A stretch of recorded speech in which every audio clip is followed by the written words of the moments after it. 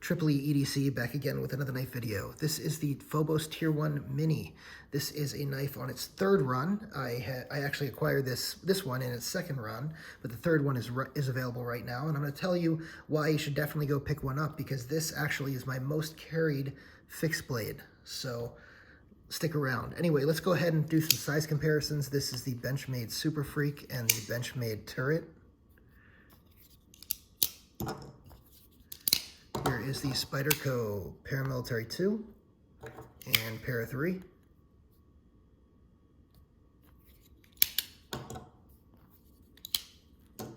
Here is the Bark River Gunny Scandi and the Endura Emmet.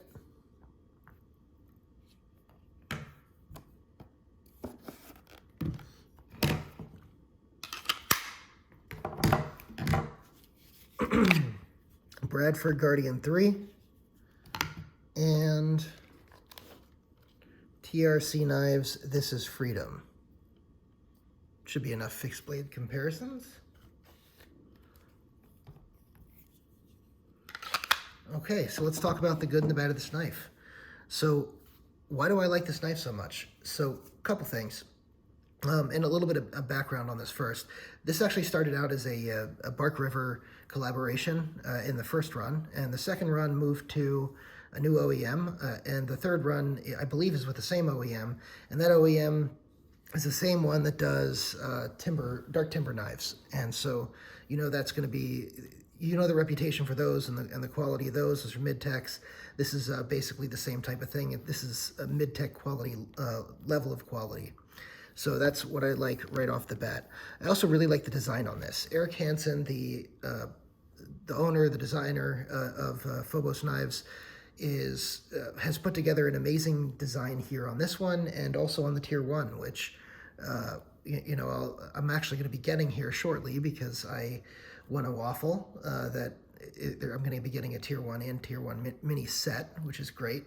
And by the way, this is not influencing this review. You guys can check out, I had a first impressions of this knife about a year ago and absolutely raved about it then. So anyway, you know, the design on this is great, and the company, Fobos, is for operators by operators. I am not an operator, so I'm not really the target audience, but even so, this is just a great blade, and it's a great usable blade for any user. And so let's talk about, you know, some of the features that make it that way. So what was the design philosophy first? The design philosophy was that it's a combat knife, utility knife, and survival knife sort of all in one. So you get some of the characteristics of each. And so let's go ahead and talk about those. First, you have really, really good ergonomics here. And there's a couple things that really contribute to the ergonomics. One is the texturing on the scales. That texturing is very intricate.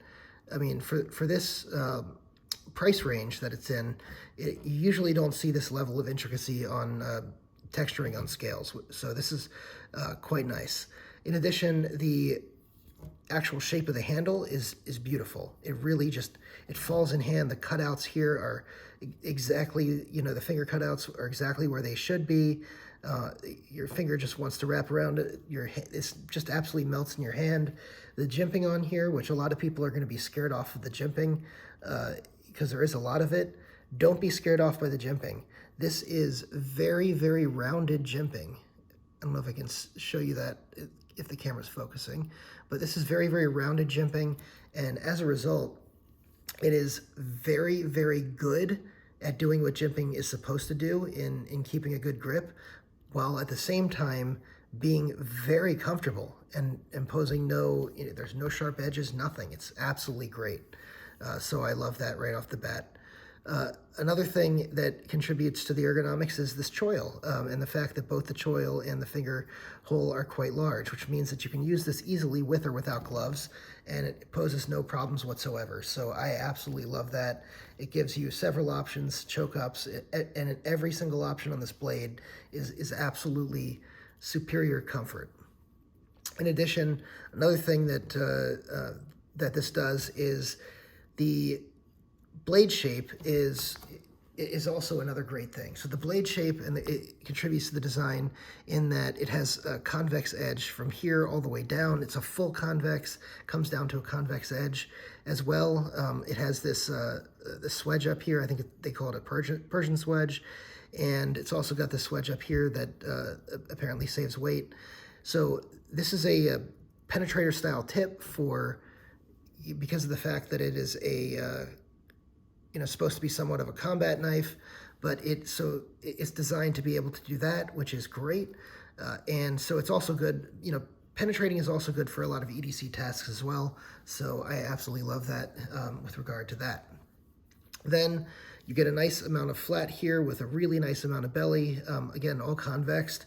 So it's great for a variety of tasks, and it's stout, so you don't have to worry about anything going on with anything with your edge deteriorating, and you can keep it with some simple maintenance with a strop, which I think is excellent. In addition, the sheath on this is absolutely wonderful. So this has been treated with EEP from DLT Trading. I think it's basically just Obenaufs that they use, and it comes with, this one came with the red thread. The thread on this is great. The stitch work is great on this. The leather they use is excellent.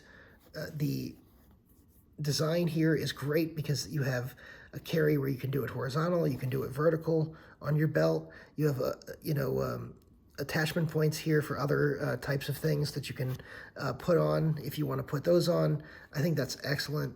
And this is the best part. Well, first of all, before I get to the best part, you can see it's reversible. So it is reversible, lefty, righty, you're all good. This is the best part though.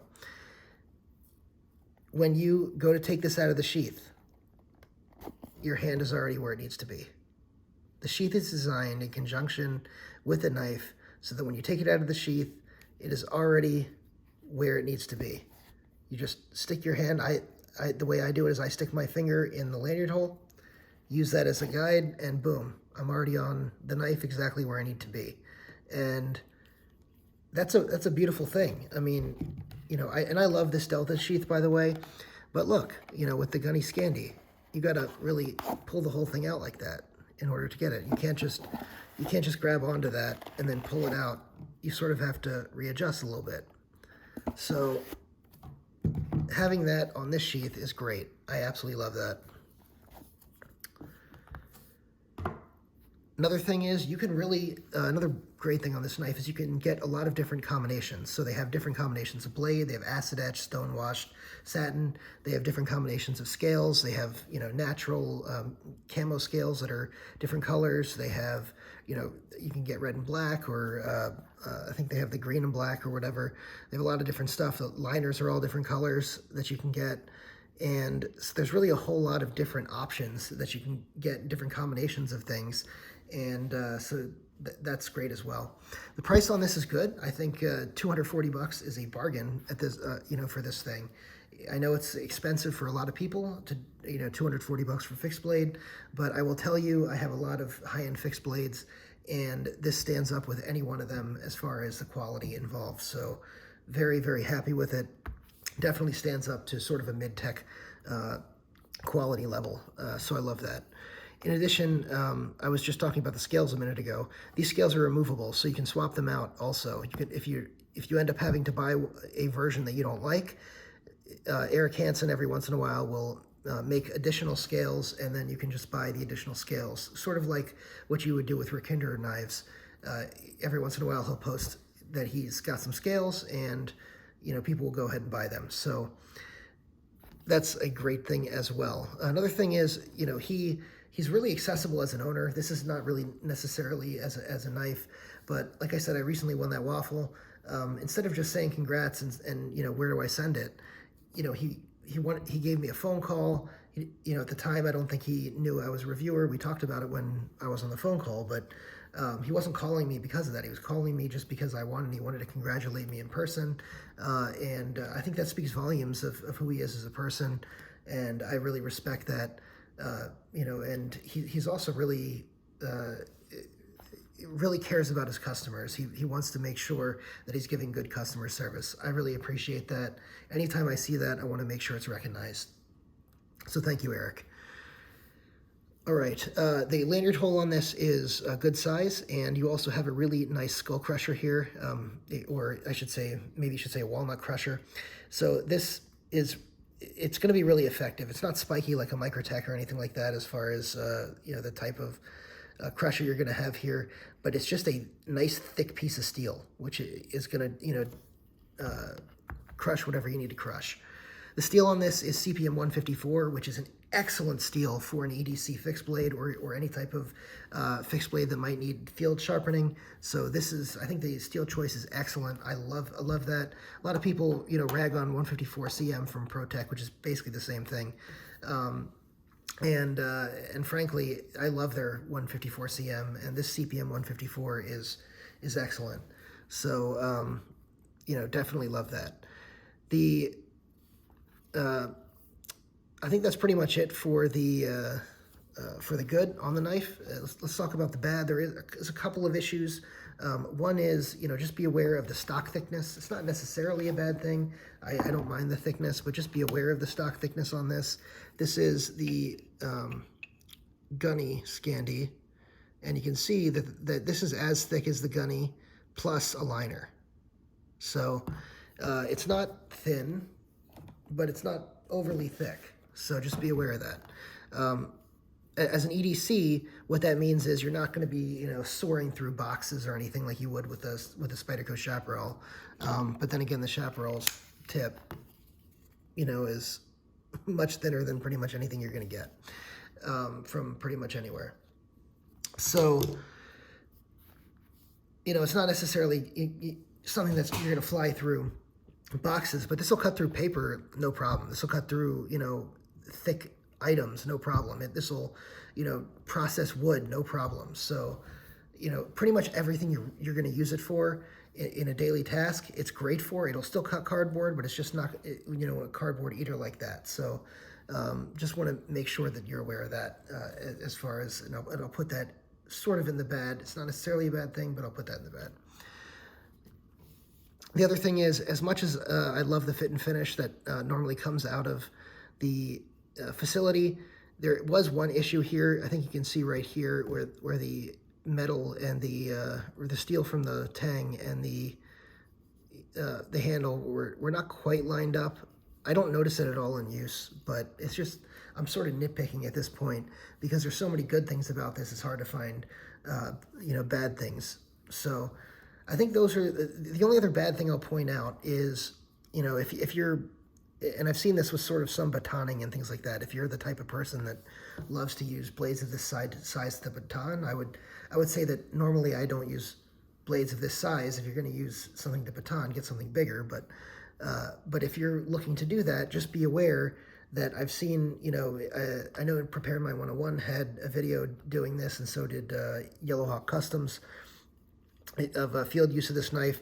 And in both of them, when you baton, the knife itself would sort of start moving towards the handle, and what that would do is it'd start putting your pushing the edge past the end of the wood. Instead of the wood being here, it would now be here, and it would sort of get hung up a little bit. So I guess that's another thing that you could say is a possible nitpick. But again, I'm really nitpicking because at the end of the day, if you watch those videos, this thing baton and processed the wood, no problem. But it was just something I noticed and I should point out. By the way, both of those videos are great, so go check out Prepared Mind 101 for his Tier 1 and Tier 1 mini review. Both he's got both reviewed, and then Yellowhawk Customs has both reviewed in the same video. It's a recent video, actually, because he got his hands on one of the prototypes, I think sent to him by Eric. And yeah, so he did a great job in that video and really went through a whole bunch of wood with knots in it and everything. This thing held up like a champ, was still sharp afterward. I was really impressed by that, and I can't wait for my Tier 1 to come, the full size, because yeah, after seeing that video, I just want to go out and use it. Anyway, I hope this review was helpful.